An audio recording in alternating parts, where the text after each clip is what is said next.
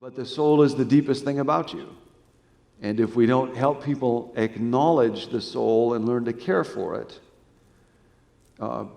then we'll waste our one and only life. This is another statement from Jesus, Mark 8:36 and 37.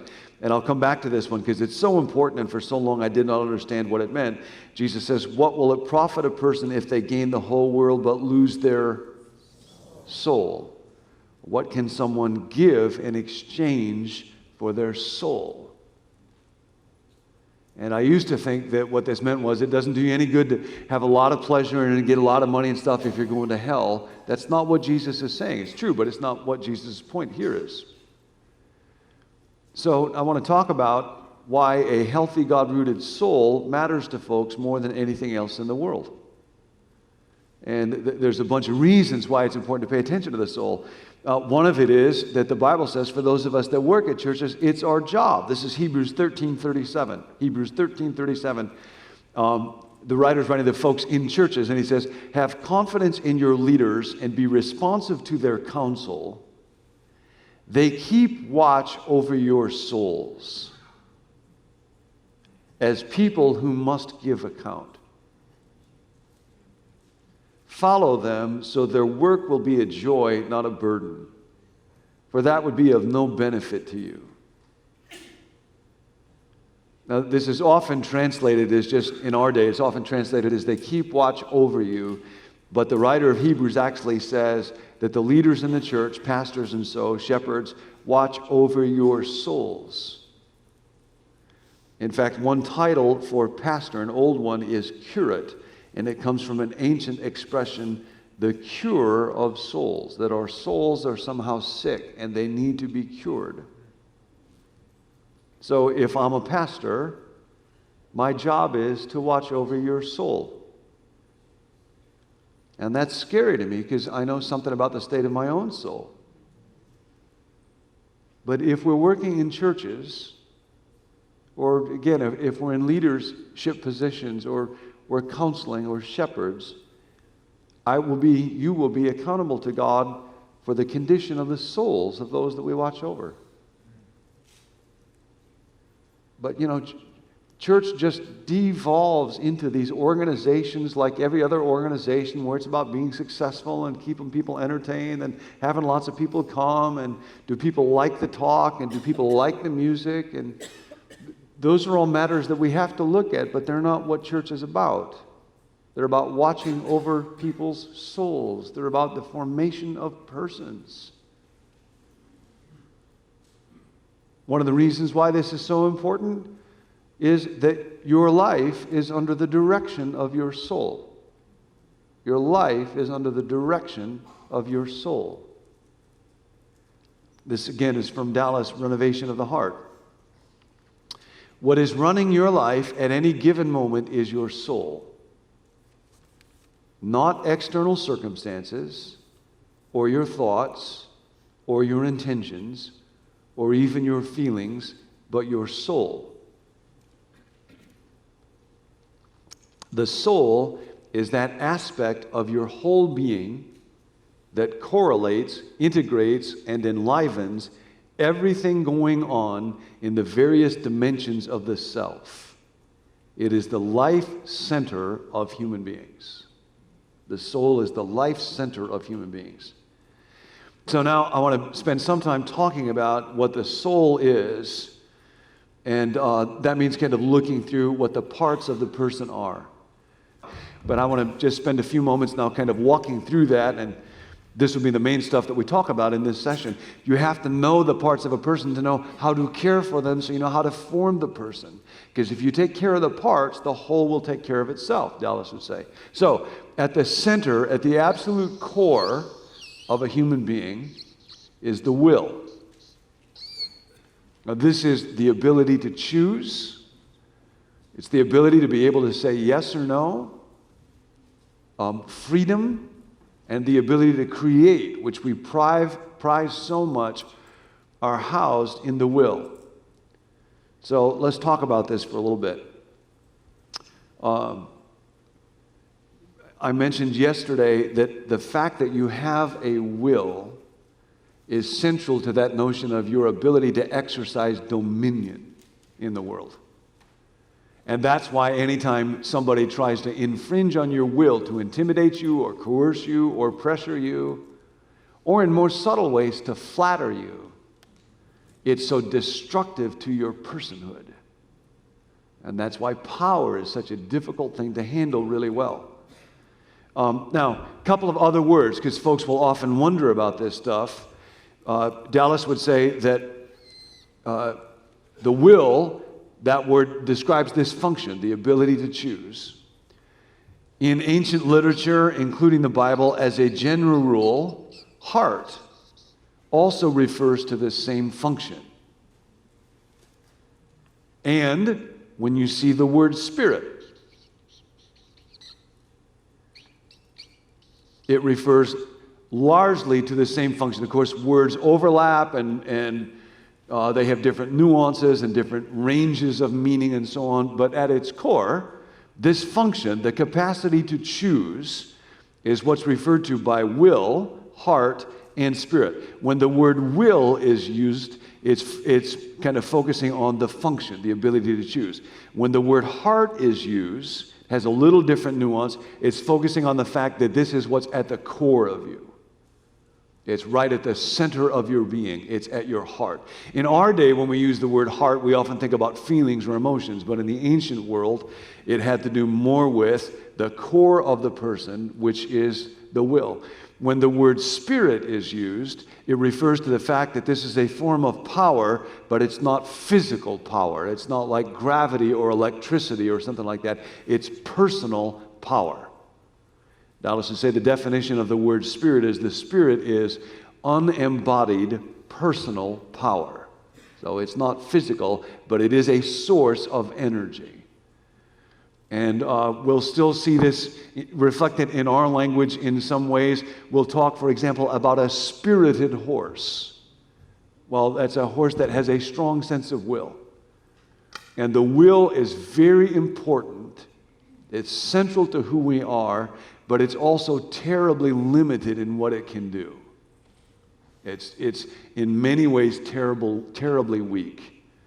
And we play all kinds of games with our will because we want to do what we want to do. Our bodies want to do what we want to do. And we'll find ways to rationalize doing what we want to do so we feel like we're choosing it, but we're really just giving into our appetites or our bodies. Old story about somebody that really wants to have a donut, but they're wrestling with their weight, and so they say a little prayer, God, if there's an open parking space in front of the donut shop, I will know it's your will for me to have a donut. And sure enough, the sixth time around the block, there's an open space in front of the donut shop. And so the will can become enslaved. So the will is incredibly important, but it is terribly limited. And now this gets to that whole business of trying versus training and the role of habits in our life. The will is very good at making major decisions that commit your body. Like getting married, the will can do that. Or taking a job, or moving to another part of the country, or entering into a 12-step program. Okay, the will is very good at doing that. The will is very bad at overriding the attitudes and habits that become embedded in your mind and body. The will is terrible at that. And that's why so much of self-help literature is just useless. Because there'll be all this stuff about you can choose your attitude and so on, and it's trying to get the will to do what the will was not made to do and cannot do well. And actually, it's very interesting. Willpower is required for things like impression management.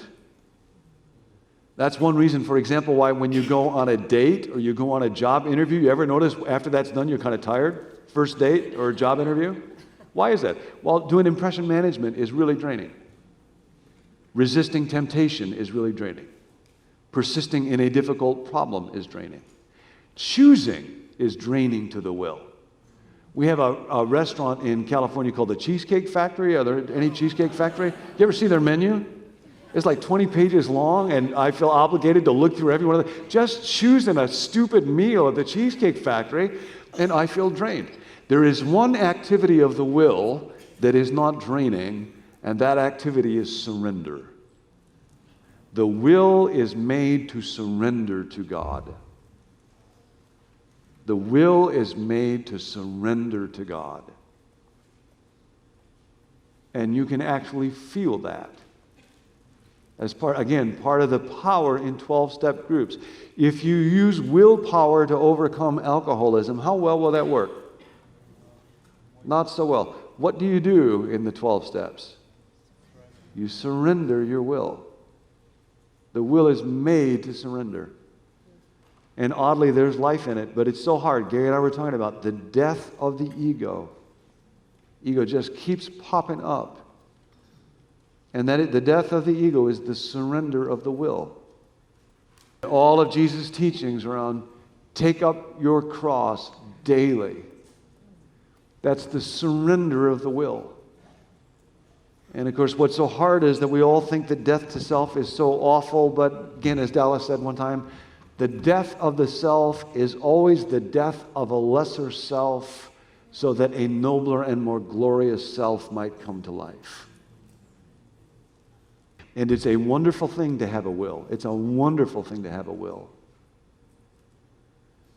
That's part of being made in the image of God. But when a will gets captured by sin, it gets messed up, and our little wills, this is just part of the neediness of the human condition, our little wills were made to surrender to God, to live in surrender to God. That's what the will is made to do. And that's why, and again, you can do this right now. There was an old, long time ago, Lipton tea commercial where somebody was standing by the side of a pool. Anybody remember that one? Richard Foster writes about that, and they just fall back into the pool. And that's a beautiful picture of kind of the surrender of the will. And it's the most amazing thing. You can kind of run a little experiment on this one. When you think about trying to resist temptations or trying to persist in solving a problem or making a choice, you can feel the energy that calls. And right now to just say, God, I surrender my life to you. Okay, so that's at the very core of you is the will, or heart or spirit refer essentially to the same function. Heart refers to how central it is. This is at the core of your being. Guard your heart, for it is the wellspring of your life. Or spirit, and the word spirit emphasizes the fact that this is a non-physical power. It's not electricity, it's not gravity, but it is power. It's a form of power. A spirited person is a strong-willed person. Then, the next level out is your mind. And in the ancient world, that would include both thoughts and feelings. And of course, in our day, even psychologists that work a lot in that area will talk about hot cognitions, that certain thoughts carry with them a very high feeling charge, but every thought carries at least some feeling component with it. And virtually every feeling, unless it's just a pure physical sensation, will have some kind of thought connection with it. So that's my mind. And that's primarily my life. We talked yesterday about how life, Dallas would say, is experiences. And that's just this constant flow of conscious thought that's going on inside you. And oftentimes we're hardly aware of it. We live out of it. When we describe people, if you say that somebody is an angry person or somebody is a joyful person, you're simply describing the tendencies or habitual patterns of their mind. Joyful person is somebody who just tends to think joy-producing thoughts. Angry person is somebody who, in the same set of circumstances, and we all know about this, will tend to think anger-producing thoughts. So our minds are essentially our lives. They are our conscious lives. They are what we live for, and our minds are largely governed by patterns or habits that we are mostly not in control of, and our will is not at all good at governing the second to second to second to second experience of our mind. Okay, that gets much more into the area of habit that we'll talk about in a moment. But I'd like to think that my mind is always reasonable and logical, but of course it's not. And our memories are here, our values are here in our mind. When we talk about the conscience, that's in our mind. And again, I found it tremendously helpful. Part of what was so helpful with Dallas and thinking about the parts of the person is to think in terms of function. Okay? The will is our ability to choose. Mind is our ability to think and feel. Rather than thinking that there are all these little vaporous things like a conscience and a spirit and all kinds of stuff somehow jammed inside our body. To think real clearly in terms of person is a whole thing, and then they have these functions, and these functions are very important, and the will is a critical one, and then the mind. We live out of our thoughts and our feelings. When we describe somebody's mind, we are simply describing them. And this is why, again, the language of the Bible is so clear around this. Offer your bodies as living sacrifices. Don't be conformed to this world, but be transformed by the renewing of your mind.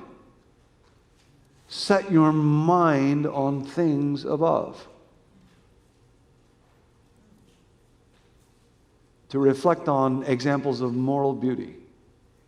Or to spend time in confession where I actually remember in a more constant way. I forget stuff a lot.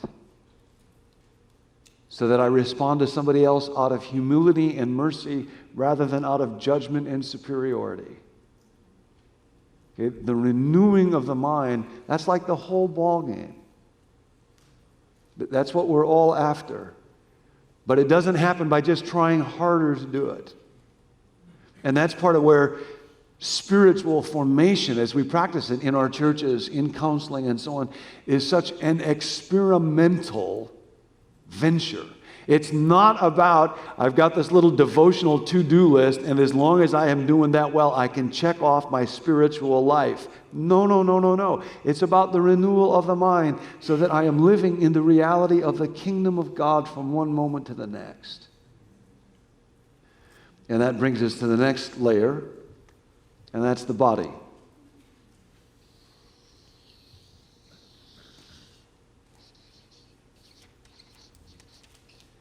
And the body is my little power pack. That's where my kingdom begins. It's the main place in the universe where my little will has the chance to be in charge. Remember, a kingdom is the range of your effective will, and that's what we talked about. A 2-year-old is learning that they have a kingdom. And that's their body. That's part of why the body is so incredibly important to spiritual formation. And it's not just that we ought to keep our bodies in shape or that sort of thing. The body is incredibly important to spiritual formation because the body is the place where the spirit has a kingdom and is able to have impact and exercise dominion. And then it can spread out from there. My body also has all kinds of appetites, and it has all kinds of habits. Habits are incredibly important, so let's talk about them for a moment.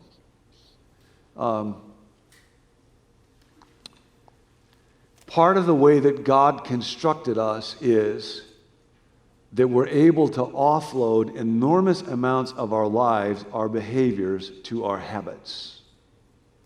And when that happens, we're able to do things without our minds being required to do them anymore. Okay? So a habit is a kind of pattern or a learned behavior that actually gets essentially offloaded to the body.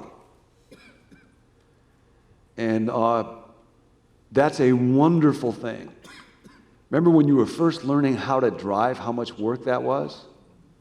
And how you had to concentrate and focus and figure out, like, is my car staying in the right lane or is it swerving over to another lane? And you're just constantly thinking.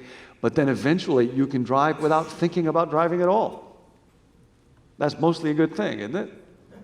Or tying your shoe. The first time a little kid ties their shoe, it's so laborious.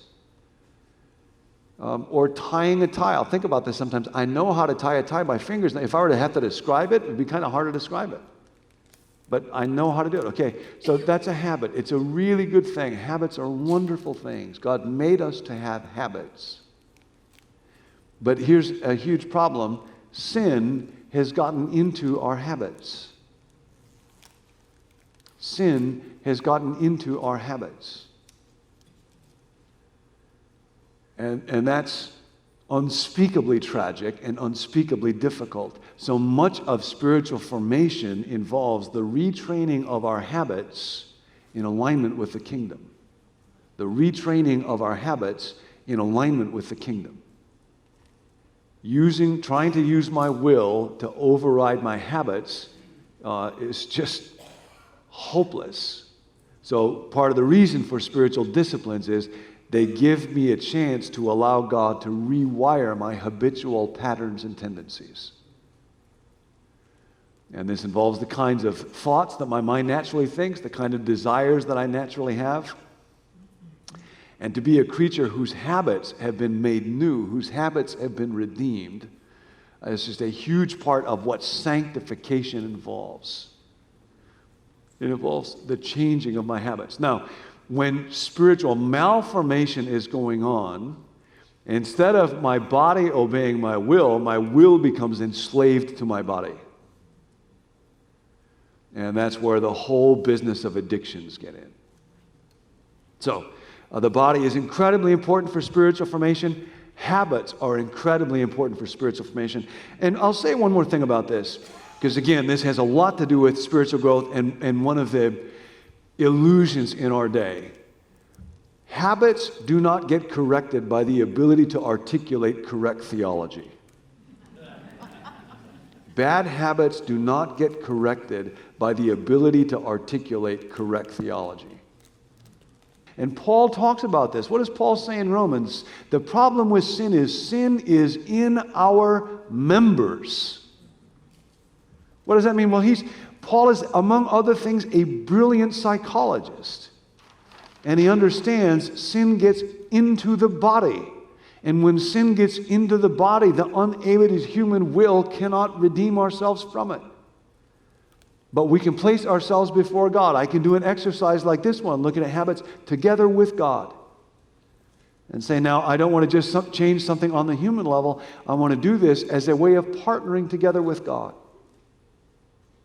And it's a way of receiving grace. You know, grace comes in many forms. When we sit down to eat, we remember that food is not just a secular thing. That's part of God's grace to us.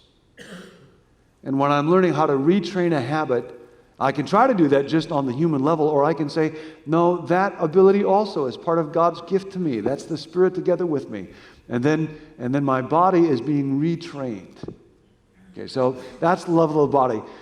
The next layer out, I won't say a whole lot about. I'm running out of space here. But Dallas would say a key part of the person is the social dimension.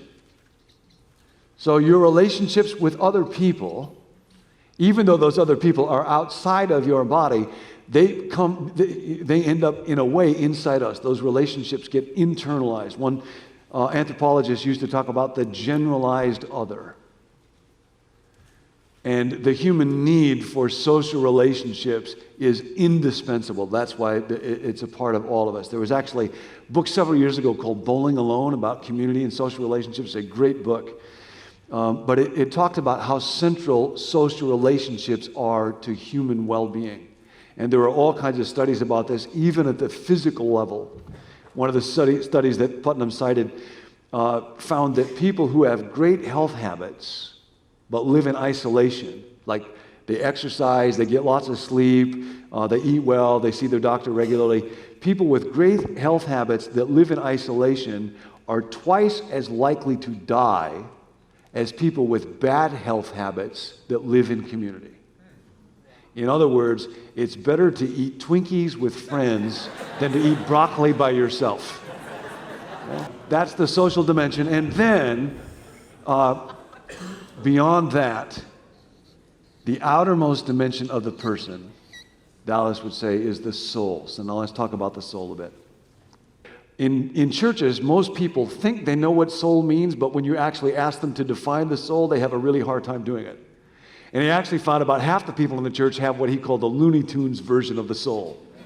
Remember when Daffy Duck would get shot in a Looney Tunes cartoon? His body would be lying there, but this kind of translucent, vapory image of Daffy Duck would rise up with a little halo over it. And that's kind of the picture that most people have of the soul. The soul is kind of that part of you that lives on after you die.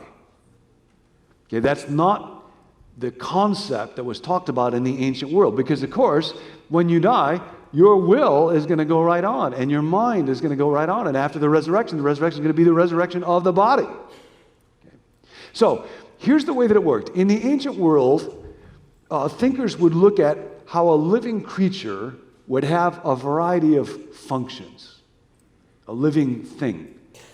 And so they said that this capacity to integrate different functions into one whole life is called soul. In the ancient world, and of course, there were differences between thinkers, but generally, at the root of the concept, they said the capacity to integrate different functions into a single life is called soul. That you live in harmony.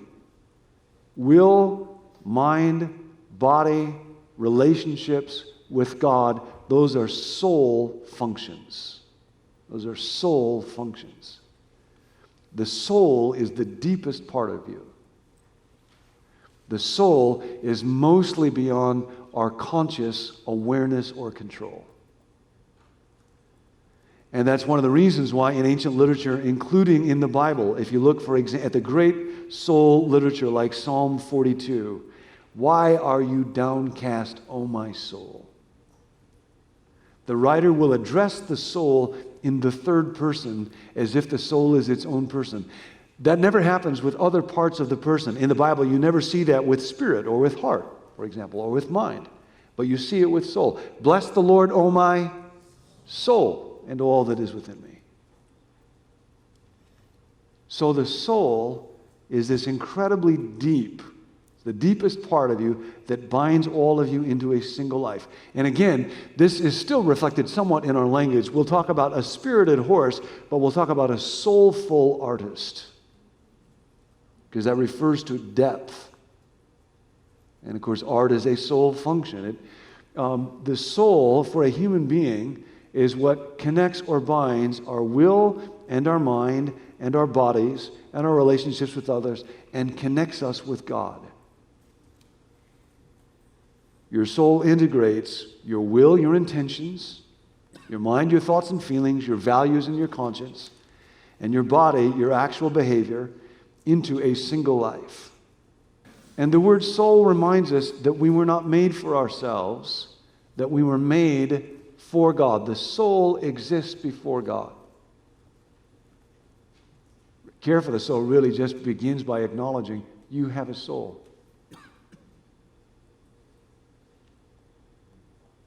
And it matters immensely. And the care of the soul is the most important thing in the world. And how the circumstances of somebody's life are going, how your job is going, all that stuff that tends to clutter our mind that we get addicted to doesn't matter anywhere nearly as much as the soul. Dallas used to say, the main thing God gets out of your life is the person you become. The main thing God gets out of your life is the person you become. Not the resume you build, not the achievements that you notch, not the accomplishments that you do. The main thing God gets out of your life is the person you become. And the main thing you get out of your life, and that I get out of my life, is the person that I become. But, it's very hard for us to live to this. The soul was meant for integration, integrity, to live in harmony, to be connected with all the parts of myself as healthy and with other people and with creation and with God.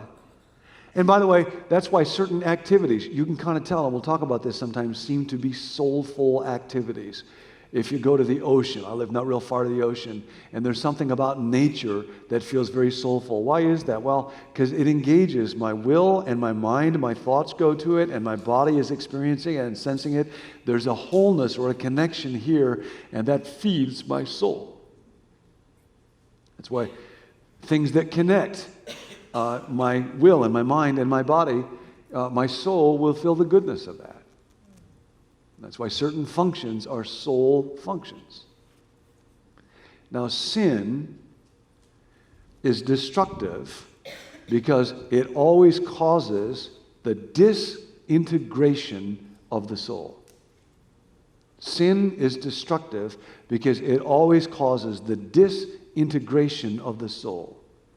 The soul wants to be connected with God, and then when all the parts are working right and are appropriately connected with each other, then it is well with my soul. But sin does just the opposite of that. And so, for example, if I harbor judgmental thoughts about you, then my will is choosing to do that. My will is choosing to harbor that, but that violates my conscience, which is in my mind. And it violates my self-image, which is in my mind, because I have to think about myself as a basically nice, kind person. And so now I have to find ways to hide what my will is doing from my own mind. And there is disintegration between my will and my thoughts. And then if I'm with you, I can't let you know that I don't like you, because then you might not like me or you might hurt me. So I have to find ways to learn to disguise how my face looks towards you. And now there's disintegration between my will and my mind and my body. One of the things Dallas used to say I just love is one of the reasons that we love little children so much is they have not learned to manage their faces. When you look at a 2-year-old, you just look at their face and you know what's going on in their mind and their will. But see, what makes adults, all of you, so tricky to deal with is you're a bunch of face managers. And I am too. And that's how we get along. But that's what sin has done to us. And that's why life gets so draining. And that's why when somebody becomes really, really advanced spiritually, sometimes we'll talk about there is a childlike quality to them. Because they're not managing their face anymore. And again, this just gets into the habits of our body so much, we don't even realize it after a while.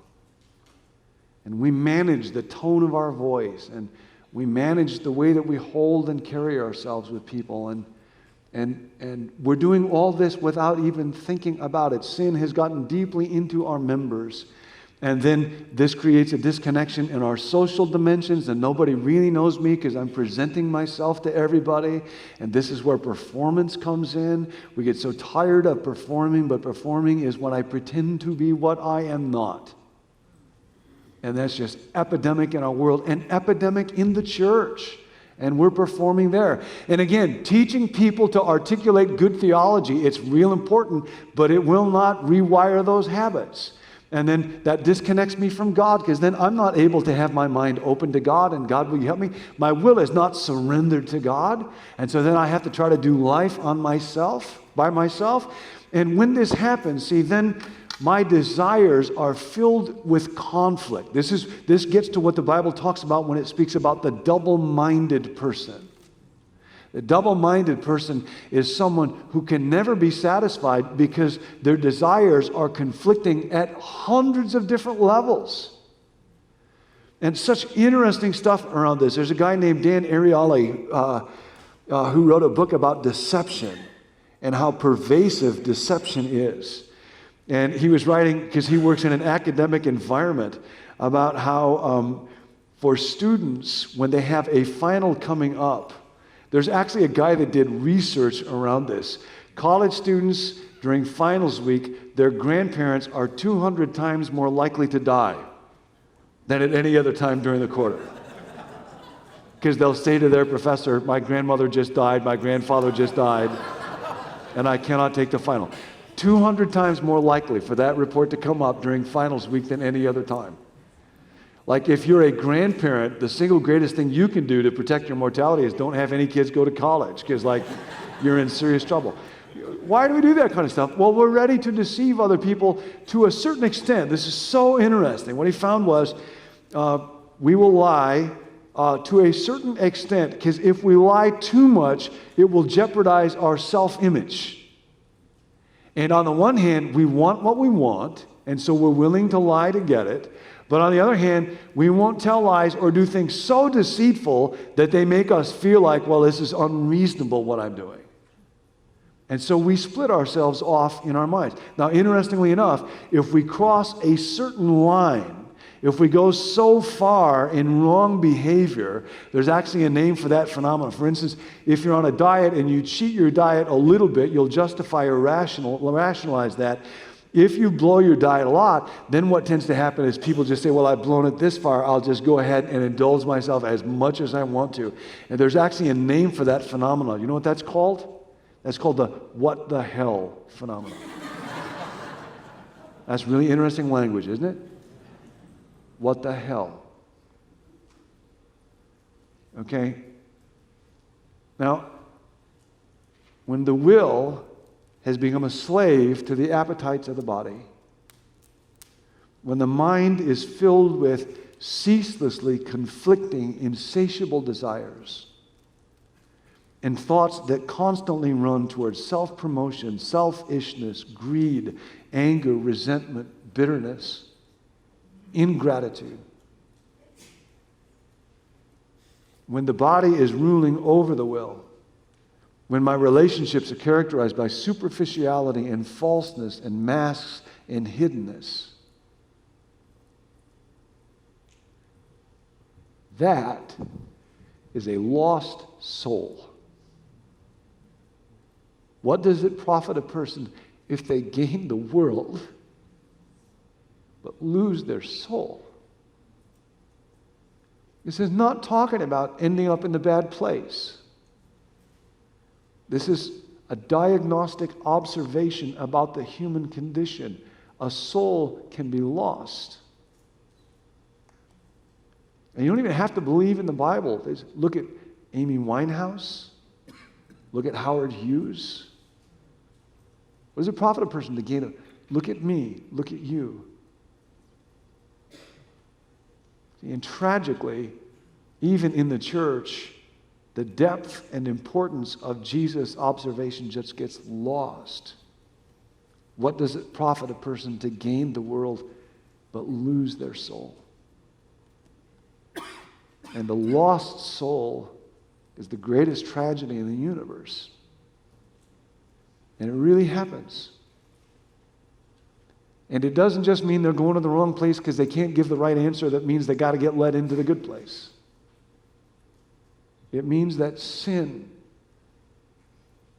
has done to their soul kind of what cancer does to the body. It just takes over. And the will and the mind and the body and our relationships just become toxic and poisoned. And even any kind of sustained satisfaction is impossible, let alone a meaningful or good life. That's a lost soul. And Jesus came to redeem lost souls. And our job is to watch over souls, starting with ours.